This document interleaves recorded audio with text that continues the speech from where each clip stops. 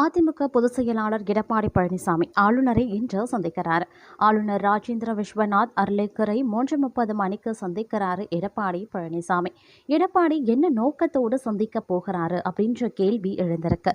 விஜய் தனது மெஜாரிட்டியை நிரூபிக்க போராடி கொண்டிருக்கும் சூழ்நிலையில் இபிஎஸ்ஸின் இந்த திடீர் மூவ் எதற்காக அப்படின்ற கேள்வி எழப்பட்டிருக்கிறது. சமீபத்தில் நடந்து முடிந்த 2026 சட்டமன்ற தேர்தலில் விஜயின் தாவேகா தனிப்பெரும் கட்சியாக உருவெடுத்திருந்தது. தமிழக வெற்றிக் கழகம் 108 இடங்கள்லையும், திமுக 59 இடங்கள்லையும், அதிமுக 47 இடங்கள் அப்படின்னு வாங்கியிருந்தாங்க. விஜயினுடைய கட்சி தனிப்பெரும் கட்சியாக இருந்தாலும் அதிமுகவினுடைய இந்த 47 இடங்கள் ஆட்சி மாற்றத்தை தீர்மானிக்கும் சக்தியாகவே இருக்கிறது. தற்போது அதிமுகவிற்குள்ள ஒரு மிகப்பெரிய உட்கட்சி மோதல் வெடிச்சிருக்கு. சுமார் 15 முதல் 25 எம்எல்ஏக்கள் வரை தற்போது புதுச்சேரியில் இருக்கக்கூடிய ஒரு சொகுசு விடுதியில் தங்க வைக்கப்பட்டிருக்காங்க. இந்த எம்எல்ஏக்கள் அனைவருமே விஜயின் தாவேகா கட்சிக்கு ஆதரவு அளிக்க வேண்டும் என்று இபிஎஸ்ஸிற்கு அழுத்தம் கொடுத்து வந்துட்டுருக்காங்க. மீதம் இருக்கக்கூடிய எம்எல்ஏக்களை வேறு ஒரு ரிசார்ட்டில் எடப்பாடி தங்க வைத்திருக்காரு. அதிமுக உடைவதை தவிர்க்க வேண்டும் என்றால் கட்சி தாவல் தடை சட்டத்தில் இருந்து தப்பிக்க 32 எம்எல்ஏக்கள் தேவை. தற்போது அந்த எண்ணிக்கையை நெருங்கி கொண்டிருக்கிறதுனால இபிஎஸ் கடும் நெருக்கடியிலையும் இருக்காரு. தமிழக வெற்றிக் கழகம் பெரும்பான்மை பெறுவதற்காக ஆட்சி அமைக்க அதிமுகவின் ஆதரவை நாடியது. இது தொடர்பாக அதிமுக மூத்த நிர்வாகிகள் சி.வி. சண்முகம், எஸ்.பி. வேலுமணி ஆகியோர் விஜயுடன் கூட்டணி அமைக்க எடப்பாடி பழனிசாமிக்கு கடும் அழுத்தம் கொடுத்தனர். ஆரம்பத்தில் இதற்கு பச்சை கொடி காட்டிய பழனிசாமி ஒரு நிபந்தனையை முன்வைத்தார். தவிக மற்றும் அதிமுக ஆகிய இரு கட்சிகள் மட்டுமே இணைந்து பிரத்யேக கூட்டணியை அவர் விரும்பினார். ஆட்சியில் அதிமுகவின் பங்கு மேலோங்கி இருக்க வேண்டும். அரசு நிர்வாகத்தில் முழு அதிகாரம் கொண்ட ஒரு அங்கமாக அதிமுக இருக்க வேண்டும் என்பதே பழனிசாமியின் நோக்கமாகவே இருந்தது. தவிகவின் முக்கிய நிர்வாகியான ஆதவ் அர்ஜுனாவின் மாமியாரும் அதிமுக எம்எல்ஏவுமான லீமா ரோஸ் வழியாக இதற்கான முதற்கட்ட பேச்சுவார்த்தைகள் முன்னெடுக்கப்பட்டன. இருப்பினும் எடப்பாடி பழனிசாமியின் நிபந்தனையை விஜய் ஏற்கவில்லை என கூறப்படுகிறது. அதிமுகவிடம் மட்டும் பிணை கைதிகளாக சிக்கிக்கொள்ள விஜய் விரும்பவில்லையா? மாறாக காங்கிரஸ், இடதுசாரி கட்சிகள் மற்றும் இதர பிராந்திய கட்சிகளை உள்ளடக்கிய ஒரு பரந்த கூட்டணியை உருவாக்க அவர் காய் நகர்த்தினார்.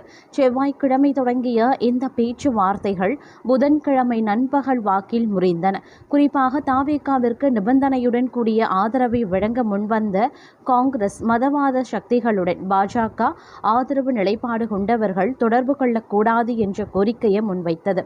பல கட்சிகள் இருக்கக்கூடிய கூட்டணியில் அதிமுகவின் செல்வாக்கு குறையும் என்பதாலும் முடிவெடுக்கும் அதிகாரம் தன்னிடம் இருக்காது என்பதாலும் பழனிசாமி இந்த பேச்சுவார்த்தையில் இருந்து பின்வாங்கினார். பேச்சுவார்த்தை தோல்வியடைந்த நிலையில் அதிமுக எம்எல்ஏக்களை வளைக்க தவிக மற்றும் பிற தரப்புகள் முயற்சி செய்யலாம் என்ற அச்சம் அதிமுக தலைமைக்கு ஏற்பட்டுள்ளது. இதனை தடுக்க பல எம்எல்ஏக்கள் உடனடியாக அண்டை மாநிலமான புதுச்சேரியில் இருக்கக்கூடிய சொகுசு விடுதிகளுக்கு பேருந்து மூலமாக அழைத்து செல்லப்பட்டனர். அங்கு அவர்களுக்கு தீவிர காவல் போடப்பட்டிருந்தது. இப்படிப்பட்ட நிலையில தான் அதிமுக பொதுச் செயலாளர் எடப்பாடி பழனிசாமி ஆளுநரை இன்று சந்திக்கிறார். ஆளுநர் ராஜேந்திர விஸ்வநாத் அர்லேக்கரை 3:30 மணிக்கு சந்திக்கிறார் எடப்பாடி பழனிசாமி. எடப்பாடி என்ன நோக்கத்தோடு சந்திக்க போகிறார் என்ற கேள்வி தற்போது அனைவருடைய மத்தியிலையும் எழுந்திருக்கிறது அப்படின்னு தாங்க சொல்லணும். அது மட்டும் இல்லாமல் நிலவரம் ஒருபுறம் இவ்வாறு அமைய பெற்றிருக்க, மற்றொரு புறமோ தமிழக அரசியல் வரலாற்றில் இதுவரை கண்டிராத ஒரு சட்ட சிக்கல்ல சிக்கியிருக்கிறாரு தமிழக வெற்றிக் கழகத்தின் தலைவர் விஜய். தனி பெரும் கட்சிக்குத்தான் முதல் முன்னுரிமை என்ற ஜனநாயக மரபு விஜயின் ஒரே ஒரு நிர்வாக தவறால் தற்போது அவருக்கு எதிராகவே திரும்பியும் இருக்கிறது. ஆளுநர் அர்லேக்கரின் பிடிவாதம் ஒருபுறம் இருக்க, இந்த விவகாரம் நீதிமன்றத்திற்கு சென்றாலும் விஜய்க்கு சாதகமான தீர்ப்பு கிடைப்பது கடினம் என சட்ட வல்லுநர்கள் எச்சரிக்கின்றனர். சட்டசபை தேர்தலில் 107 இடங்களில் வென்று தனிப்பெரும் கட்சியாக தவிக நின்றபோது விஜய் அமைதியாக இருந்திருக்கலாம். ஆளுநர் அழைக்கும் வரை காத்திருந்து பிறகு சட்டசபையில் தனது பலத்தை நிரூபித்திருக்கலாம். அல்லது நான் தான் பெரிய கட்சி என்று சொல்லியிருக்கலாம். ஆனால் கிண்டி ஆளுநர் மாளிகையில் அவர் சமர்ப்பித்த அந்த ஆதரவு கடிதம்தான் இப்போது அவருக்கு பெரும் வினையாக முடிந்துள்ளது. தன்னிடம் உள்ள 107 எம்எல்ஏக்களுடன் காங்கிரஸ் கட்சியின் 5 பேரை சேர்த்து மொத்தம் 112 பேர் என அவர் கணக்கு காட்டியது அவராகவே தனது பலவீனத்தை ஒப்புக்கொண்டது போல் ஆகிவிட்டது.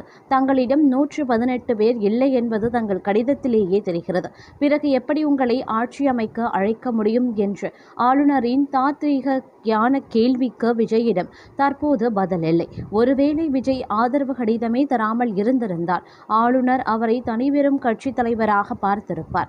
ஆனால் விஜய் தானாகவே முன்வந்து கூட்டணி கணக்கை காட்டியதால் ஏன் 118 வரவில்லை என்ற கேள்வியை ஆளுநர் எழுப்ப வழிவகை செய்துவிட்டார். 112 என்பது ஆட்சி அமைக்க தேவையான 118ஐ விட 6 இடங்கள் குறைவு என்பதால் முழு பெரும்பான்மை இல்லாத ஒருவரை எப்படி அழைப்பது என ஆளுநர் தரப்பு பிடிவாதம் காட்ட தொடங்கியுள்ளது. அரசியல் சாசனத்தின் 356வது பிரிவை பயன்படுத்தியாவது குறித்து பேசும் புகழ்பெற்ற எஸ்ஆர் பொம்மை வழக்கின் தீர்ப்பு ஒரு அரசின் பெரும்பான்மையை ஆளுநர் மாளிகையில் தீர்மானிக்க கூடாது, சட்டசபையில்தான் தீர்மானிக்க வேண்டும் என்று கூறுகிறது. இதை வைத்து விஜய் தரப்பு நீதிமன்றத்தை அணுக திட்டமிட்டுள்ளது. ஆனால் இங்கே ஒரு பெரிய சிக்கல் உள்ளது. எஸ்ஆர் பொம்மை வழக்கின் சாராம்சம் ஏற்கனவே ஆட்சியில் இருக்கும் ஒரு முதலமைச்சரின் பெரும்பான்மையை பற்றியது அல்லது தனிவெறும் கட்சியை பற்றியது. ஆனால் புதிய அரசு அமையாத நிலையில் ஒருவரை ஆட்சி அமைக்க அழைப்பதற்கு முன்னரே அவரிடம் பெரும்பான்மை இல்லை என்பது ஆளுநருக்கு ஆவணப்பூர்வமாக விஜயின் கடிதம் மூலம் தெரிந்துவிட்டால் ஆளுநர் தனது அதிகாரத்தை பயன்படுத்தி அழைக்க மறுக்கலாம். விஜய் நீதிமன்றம் சென்றால் நான் தனிவெறும் கட்சியின் தலைவர் என்னை ஏன் அழைக்கவில்லை என கேட்கலாம். ஆனால் ஆளுநர் தரப்பு விஜயின் 112 பேர் ஆதரவு கடிதத்தை காட்டி மனுதாரரே தனக்கு 118 பேர் இல்லை என்பதை ஒப்புக்கொண்டுள்ளார். நிலையற்ற ஒரு அரசை அமைக்க அனுமதிப்பது குதிரை பேரத்திற்கு வழிவகுக்கும் என்று வாதிடும். மேலும் சமீபத்திய கர்நாடகா, கோவா மாநில வழக்குகளில் உச்சநீதிமன்றம் வழக்குக தீர்ப்புகளின்படி ஒரு கூட்டணிக்கு தெளிவான பெரும்பான்மை இருக்கும்போது தனிவெறும் கட்சியை விட அந்த கூட்டணிக்கே முன்னுரிமை அளிக்கப்பட வேண்டும். இங்கே விஜய் காட்டிய 112 அப்படின்ற எண்ணிக்கை அவரிடம் மெஜாரிட்டி இல்லை என்பதை உறுதிப்படுத்துவதால் ஆளுநரின் முடிவில் நீதிமன்றம் தலையிட விரும்பாது என்றே தெரிகிறது. இப்போது விஜய்க்கு இருக்கும் ஒரே வழி விசிக, சிபிஎம் மற்றும் சிபிஐ போன்ற கட்சிகளிடம் இருந்து அந்த மீதம் இருக்கக்கூடிய 6 எம்எல்ஏக்களின் ஆதரவை பெற்று புதிய கடிதத்தை ஆளுநரிடம் சமர்ப்பிப்பதுதான்.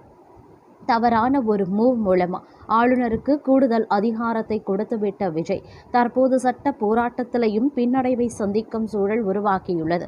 கிண்டி ஆளுநர் மாளிகையின் அடுத்த கட்ட நடவடிக்கை என்னவாக இருக்கும்? அந்த 6 எம்எல்ஏக்கள் யார்? தமிழக அரசியலின் கிளைமாக்ஸ் இன்னும் சில நாட்களில் தெரிந்துவிடும்.